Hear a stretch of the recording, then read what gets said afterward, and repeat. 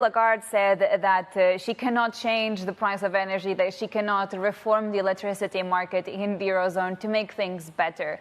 Do you think that member states in the EU are just being too slow to come up with concrete measures to address the energy crisis and therefore this high inflation? Well, as you know, in the Eurozone, things are a bit more complicated than in the US. You know, these are not just states, but these are independent sort of countries with political baggage, so to speak. And it will take quite a while to get full agreement. But this is how we work. We know our limitations. It's not a perfect monetary union yet, and there are various reforms still in the offing. So it takes time.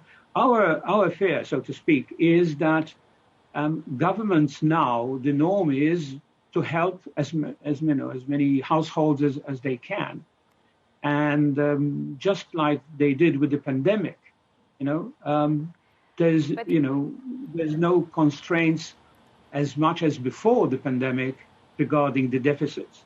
So we tend to see deficits getting bigger. Perhaps some countries would definitely try to control, although there aren't now the regulations in place yet across from the Commission. But let me just pick up on that point. Sorry to interrupt you. That's going to be a risk to more inflation. That's going to be a risk for more inflation, coming from the fiscal side. Exactly. That's going to be my question. Are you not afraid that some of these measures to help households and businesses would actually prove inflationary, maybe in the medium term? Yes. In fact, that's why the ECB and we're sort of advising that they help the governments are now being pushed into giving. At least has to be targeted for the vulnerable households and not across the board, because we can't afford to cushion everybody all the time. The cost to the deficit and the debt would only exacerbate. They will get worse. They will make the situation worse, as in fact happened in the financial crisis, the international financial crisis, when we passed the crisis, and then we got into a new one, which is the sovereign debt crisis.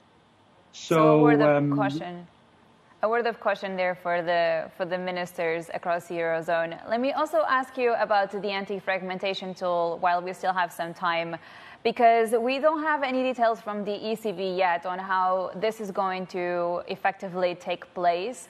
And we are approaching an election in Italy. Why have you and your colleagues at the ECB not come up with further details on the anti-fragmentation tool? Let's put it this way. The best anti-fragmentation tool is unity.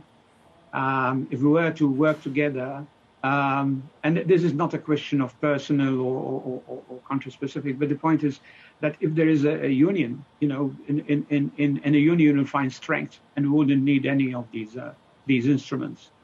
But because, as I said, the monetary union is still going through the last, there is a lot.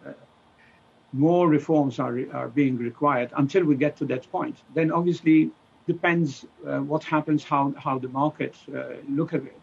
But if they were to attack certain vulnerable countries, then we would need, and we are ready to get off this tool, which will be able to address what we call the monetary transmission mechanism. Because this is, from a legal point of view, this is our remit, and we need to do all to make sure that it will be transmitted, not necessarily evenly, but as much across the board as possible. And if it doesn't, then we'd need to do something about it. At the moment, we have the flexibility of the PAP, which we had used for the pandemic.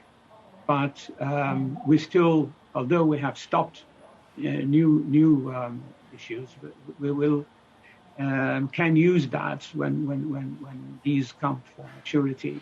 We can be flexible enough to address any fragmentation which you're talking about.